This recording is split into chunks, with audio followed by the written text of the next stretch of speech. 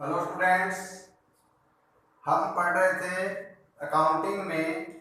अभी हमने theoretical part पढ़ा था जिसमें बुक कीपिंग के बारे में पढ़ा, अकाउंटिंग के बारे में पढ़ा, अकाउंटिंग की प्रोसेस पढ़ी, उसकी विशेषताएं पढ़ी।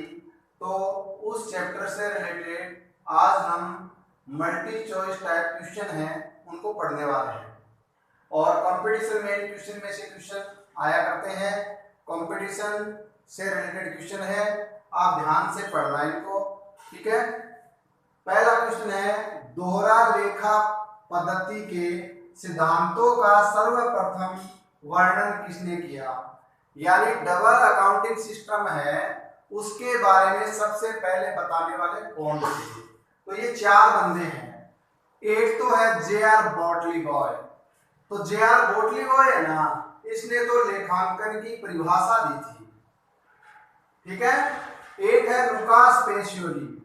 तो आपको याद होगा 1494 की एक घटना, इटली के वेनिस नगर में। कहाँ का रहने वाला था? इटली का। कौन सा शहर था? वेनिस नगर में इसने एक पुस्तक लिखी थी, द डिकम्पोजिट स्क्रिप्चर्स। याद है ना?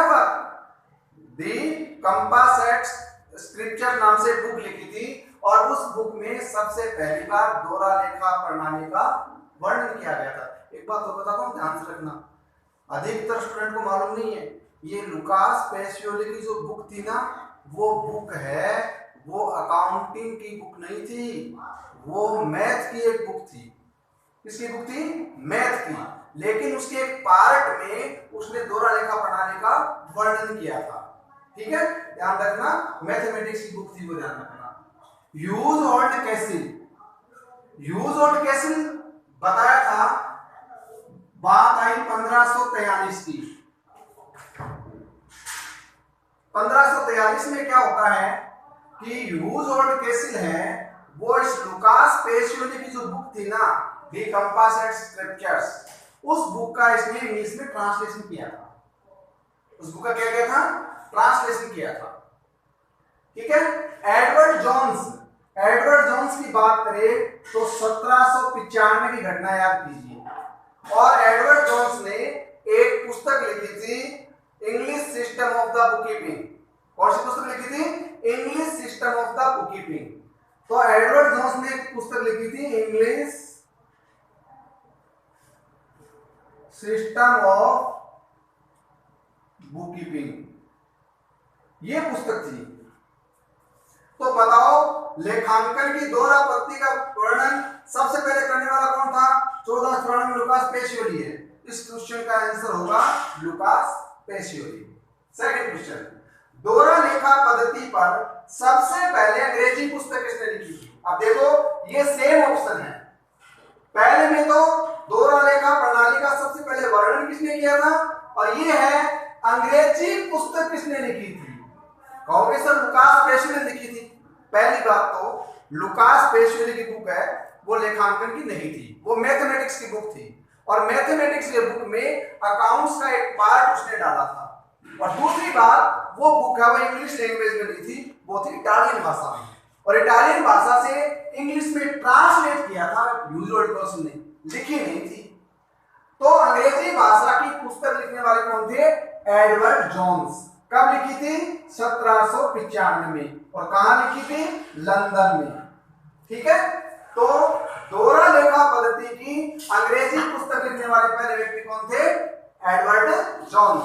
ध्यान रखना, लेखांकन सूचनाओं को स्पष्ट रूप से प्रस्तुत करने के लिए लेखांकन सूचना प्रणाली की गुणात्मक विशेषता कौन सी है? लेखांकन प्रणाली की चार गुणात्मक विशेषता है और चारों विशेषताओं को मैं आपको बता देता हूं, अपने आप आंसर निकल आएगा। पहले है बोधगम्यता। बोधगम्यता मतलब है कि लेखांकन में जो सूचना जाए वो ऐसी जाए जिसको व्यक्ति आसानी से पढ़कर वही निष्कर्ष निकाले जो वास्तव में पुस्तकों से प्राप्त होने वाला है, उसी अर्थ में उसको समझ सके जिस अर्थ में वो प्रस्तुत की गई है। और बोधगम्यता के लिए सबसे महत्वपूर्ण बात क्या है कि ये सूचनाएं बोधगम्य कब होगी? जिसमें एक तो क्या नहीं होगी, त्रुटियां नहीं होगी। जैसे हम काट छाट बोलते हैं ना, अपनी आदत है कि ये 5 का 8 बनाना है, बड़े शानदार ढंग से बना देते हैं और काट काट कैसे कर देते हैं। नहीं, अगर ऐसी काट छाट आपने त्रुटियां की है तो वो सूचनाएं क्या होगी, विश्वसनीय नहीं होगी, बोधगम्य नहीं हो सकती।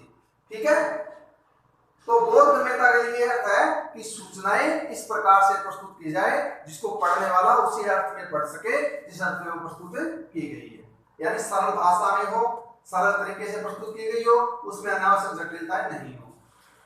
प्रासंगिक, रिलेवेंट, रिलेवेंट का मतलब जानते हो, सूचनाएं इस प्रकार से हो कि अगर जो व्यक्ति जिसको जो सूचना चाहिए वो संपूर्ण सूचना हो। इसके लिए रिलेवेंट के लिए उदाहरण देता हूं, देखो उससे समझ में आ जाएगा। एक बैंक लोन है और बिजनेस में बैंक लोन है 5 लाख रुपीज। कितने का है? 5 लाख रुपीज, और इसका इंटरेस्ट है और आपने P&L अकाउंट में दिखा रखा है इंटरेस्ट ऑन बैंक लोन। अब बैंक लोन है, वो इंटरेस्ट दे दिया आपने 5000 रुपीज। अब 5000 इंटरेस्ट को लिख दिया, सही भी है, लेकिन अगर ये इस इंफॉर्मेशन को आप रिलेवेंट बनाना चाहते हैं ना, तो क्या साथ होना चाहिए? Rate of the rate, interest, rate of the interest, यानी इंटरेस्ट की रेट भी साथ में देनी। और अगर इसको रिलेवेंट बनाना है तो आपने इंटरेस्ट काउंट करने की कौन सा मेथड यूज किया है, कौन से मेथड से ब्याज लगाया। ठीक है, आपको पता है इंटरेस्ट 2 प्रकार में, सिंपल इंटरेस्ट है, कंपाउंड इंटरेस्ट, चक्रवृद्धि ब्याज और सरल ब्याज है, वो ध्यान रखना है। ठीक है, तो ये प्रासंगिकता। दूसरी होती है तुलनात्मक, यानी सूचनाएं इस प्रकार से होनी चाहिए जिसकी तुलना एक व्यवसाय अपने भूतकालीन लेखों से कर सके, भविष्य के लेखों से कर सके, और अन्य संस्थाओं के लेखों से भी अपनी सूचनाओं का मिलान वो कर सके, तुलना कर सके। तो ये तुलनात्मक है। विश्वसनीयता का मतलब सूचनाएं इस प्रकार से होनी चाहिए जिसमें विश्वसनीय यानी अगला पढ़ने वाला व्यक्ति विश्वास कर सके। और विश्वसनीय कब होगी? जब एक तो उसमें व्यक्तिपरकता का प्रयोग नहीं किया गया। व्यक्तिपरकता मतलब लेखांकन करने वाले ने लेखांकन के सिद्धांतों को छोड़ दिया और अपने सिद्धांत अपने मर्जी से लिख के भेज दिया। फॉर एग्जाम्पल हम बात करते हैं इंटरेस्ट ऑन ड्रॉइंग, तो ड्रॉइंग के ब्याज की मेथड की गणना करने के लिए 3-4 तरीके हैं। कौन सा? डेप्रिसिएशन, डेप्रिसिएशन कौन से मेथड से लगाया है, अपना यूज कर लिया उसने। इस प्रकार से क्या होनी चाहिए? दूसरी बात, इस सूचना में किसी प्रकार की काट-छांट नहीं होनी चाहिए। ठीक है, अगर कोई त्रुटि हो गई है तो त्रुटियों का सुधार किससे होना चाहिए? अशुद्धि सुधार एंट्रियों से होना चाहिए। किससे होना चाहिए? रेक्टिफिकेशन ऑफ द एरर से होना चाहिए। तो लेखांकन सूचनाओं को स्पष्ट रूप से प्रस्तुत कर देने वाला लेखांकन की सूचना कौन सा है? बोधगम्य। स्पष्ट कब होगी? तो सूचना बोधगम्य होगी। चौथा क्वेश्चन, व्यवसाय प्रारंभ करते समय व्यवसाय का स्वामी जो धनराशि उसमें लगाता है उसे क्या कहते हैं? देखो, कोई बिजनेसमैन बिजनेस स्टार्ट करता है तो वो अपने बिजनेस के लिए कैश ला सकता है, बिजनेस में एसेट ला सकता है, बिजनेस में वो स्टॉक ला सकता है।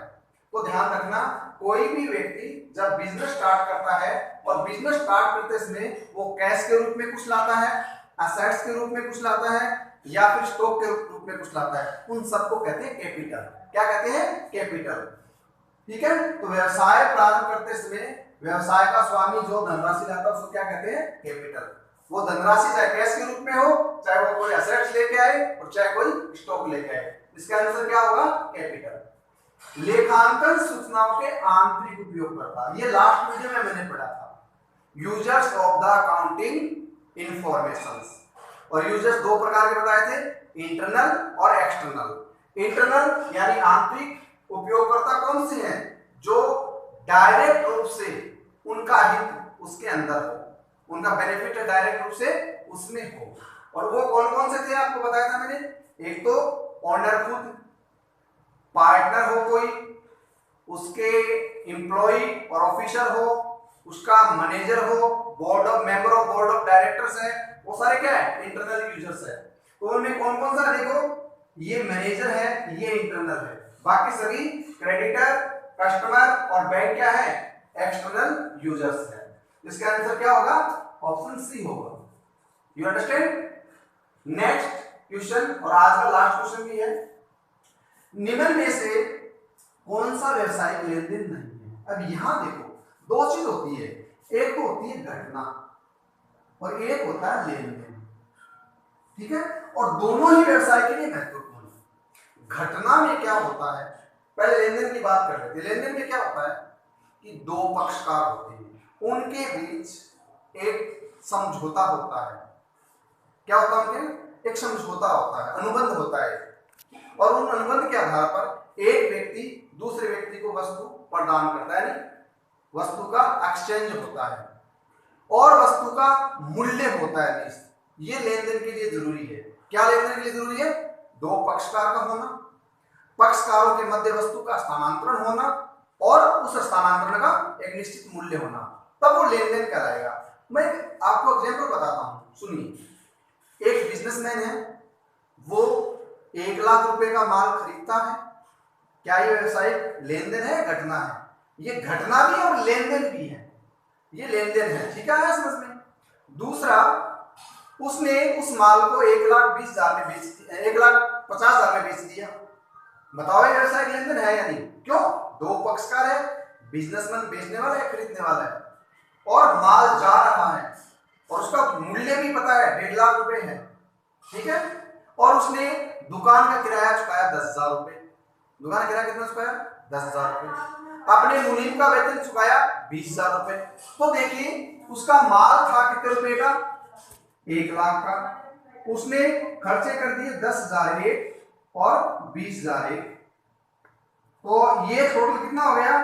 1,30,000, और बेचा कितने में? 1,50,000 में। तो बाकी बच गया वो 20,000 में प्रॉफिट बच गया। अब बताओ ये प्रॉफिट व्यवसायिक लेन देन है क्या? नहीं है, ये केवल व्यवसायिक घटना है, क्योंकि ये लेन देन प्रॉफिट किसके मध्य आदान प्रदान हो रहा है? नहीं हो रहा। क्या ये एक घटना है, घटना। तो इसमें चेक करते हैं, 5,000 रुपए को कर्मचारी को भुगतान किया। देखो दो पक्ष रह गया, बिजनेस है, भुगतान किसको कर रहा है? एम्प्लॉय को। तो दो पक्षकार हो गए, लेन देन भी हो रहा है, कैश जा रहा है बिजनेसमैन टू एम्प्लॉय, ये भी है, वैल्यू भी है कितनी? 5,000। तो ये व्यवसायिक लेन देन हो गया। तो आपको बताना है कौन सा व्यवसायिक लेन देन नहीं है। ये तो व्यवसायिक लेन देन है। रौनक को 5,000 रुपए मासिक पर टाइपिस्ट नियुक्त किया। अब यहां पर देखो दो पक्षकार तो है, एक तो बिजनेस है और दूसरा टाइपिस्ट रौनक है। दोनों के बीच अनुबंध भी हुआ है, लेकिन यहां पर कुछ ट्रांसैक्शन नहीं हुआ, आदान प्रदान नहीं हुआ। कहोगे तो 5,000 रुपए वैल्यू नहीं दे रखी, वैल्यू दे तो रखी है, लेकिन बिजनेसमैन ने क्या रौनक को 5,000 रुपए दे दिए? नहीं, देने का वादा किया है कि आप 1 महीने काम करोगे तो 1 महीने बाद हम 5,000 की सैलरी आपको दे देंगे। तो ये क्या है? बिजनेस लेन देन नहीं है, ये क्या है? बिजनेस की घटना है। क्यों? क्योंकि लेन देन होने के लिए दो पक्ष का थे, रौनक थी, बिजनेस था।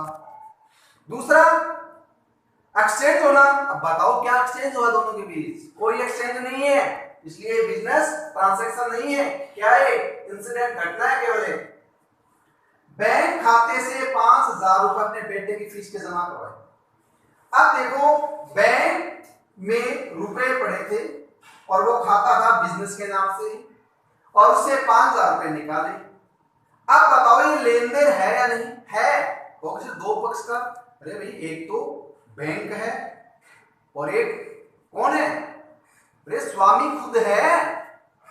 तो दोनों के बीच लेन देन हो रहा है ना? हो रहा है। ट्रांसैक्शन भी हो रहा है, बैंक से रुपए आ रहे हैं बिजनेसमैन के पास और वैल्यू भी है। तो क्या है ये बिजनेस की एक घटना है, जो लेन देन है। व्यवसाय के लिए 50,000 की मशीन खरीदी, अब खरीदी है तो बेचने वाला व्यक्ति तो कोई होगा, उससे खरीदी है।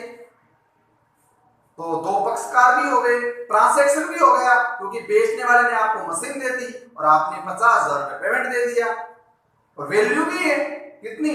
50,000। तो यहां पर ये भी क्या हुआ? व्यवसायिक लेन देन। और आपसे पूछा व्यवसायिक लेन देन कौन सा नहीं है, तो ये रौनक को टाइपिस्ट नियुक्त करना व्यवसायिक लेन देन नहीं है। इसका आंसर क्या होगा? बी। ठीक है, थैंक यू। आशा करता हूं ये क्वेश्चन आपको समझ में आए हैं।